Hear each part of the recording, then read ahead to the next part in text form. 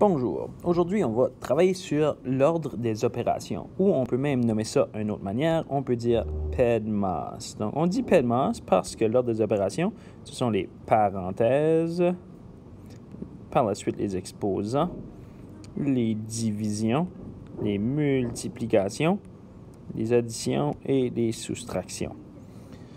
Donc là, il faut s'assurer qu'on sache que les parenthèses sont toujours en premier, après on fait les exposants. Les divisions et multiplications, premier arrivé, premier servi, même chose pour l'addition et la soustraction. Donc, il y a une logique à ceci et on va la voir en regardant nos problèmes.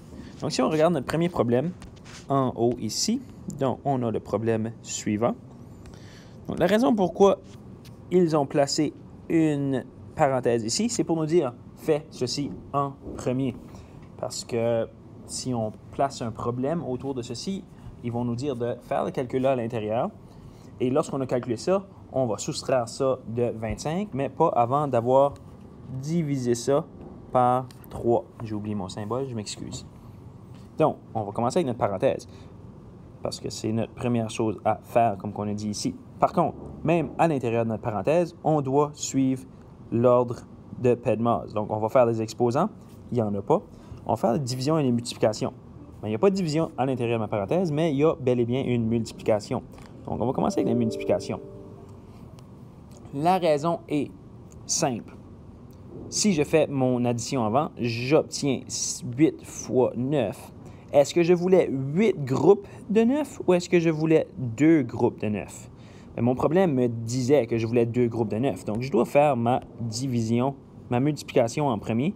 Sinon, mon problème ne fera pas de sens. Donc, je vais commencer à faire 2 fois 9 qui me donne 18.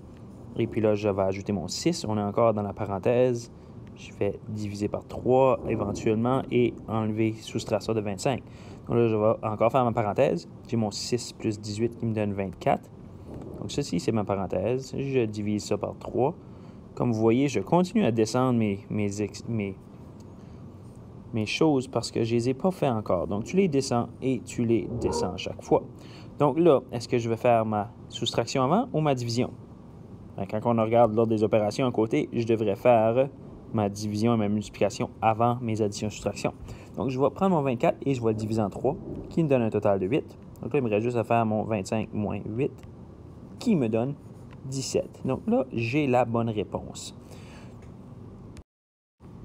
Donc, juste pour le plaisir, si j'aurais ignoré les symboles mathématiques et je ne ferais pas l'ordre des mathématiques, donc mon symbole mathématique des parenthèses me disait de faire ceci avant.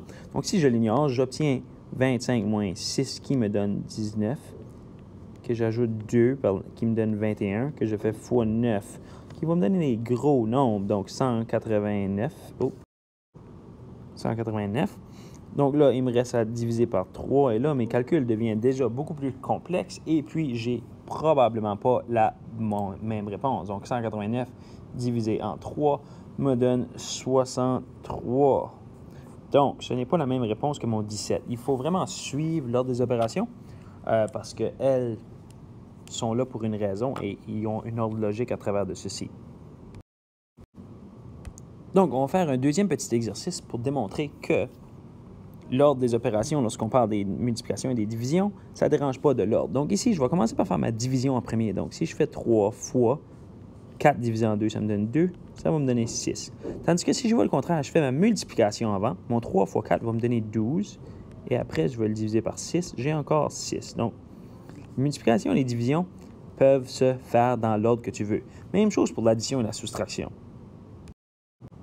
Donc, voilà maintenant un problème avec seulement des additions et des soustractions. Donc, je peux faire les additions et les soustractions dans l'ordre que je veux.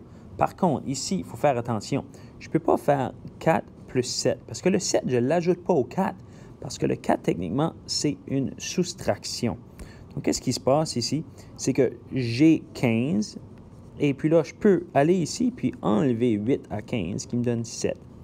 Après, je peux prendre mon 7, en ajouter 7, qui me donne 14. Puis là, après, je peux prendre mon 14 et en enlever 4, qui me reste 10. Donc, qu'est-ce qui se passe ici? C'est que faut que tu réalises que le symbole, donc ici, le symbole du moins va avec le 4, le symbole du plus va avec le 7 et le symbole du moins va avec le 8. Quand tu réalises ça, tu peux les bouger dans l'ordre que tu veux. Donc, je vais refaire le problème mais en mélangeant encore les chiffres, la manière que je veux les additionner et les soustraire. Donc, maintenant, je vais encore prendre mon 15 parce que c'est ça mon problème. C'est ça, mon 15 n'a pas de symbole. Donc, je dois commencer avec ça. J'ai 15 disons, et puis là, je vais ajouter mes 7 qui me donnent 22 Là, après, je vais prendre mes 22 et je vais en enlever 4 qui m'en donnent 18. Et là, mes 18 j'ai dépensé un autre 8 et il va m'en donner 10. J'ai encore fini avec la même réponse. Tout aussi longtemps où que le symbole va avec le chiffre qui vient tout de suite après. Je veux enlever 8, tandis que si je fais un autre sens, je n'ai pas une parenthèse ici qui me dit je veux enlever mon 4 et mon 7 ensemble. Je veux seulement enlever le 4. C'est pour ça la parenthèse. La parenthèse dirait que ces deux-là vont ensemble, tandis qu'ici, ils ne vont pas ensemble. Il n'y a pas de parenthèse. Donc, on fait juste le 7 séparé en additionnant et le 4 en soustrayant. Donc, et voilà l'ordre des opérations. Pedmas, j'espère que ça vous résout quelques problèmes et bonne journée.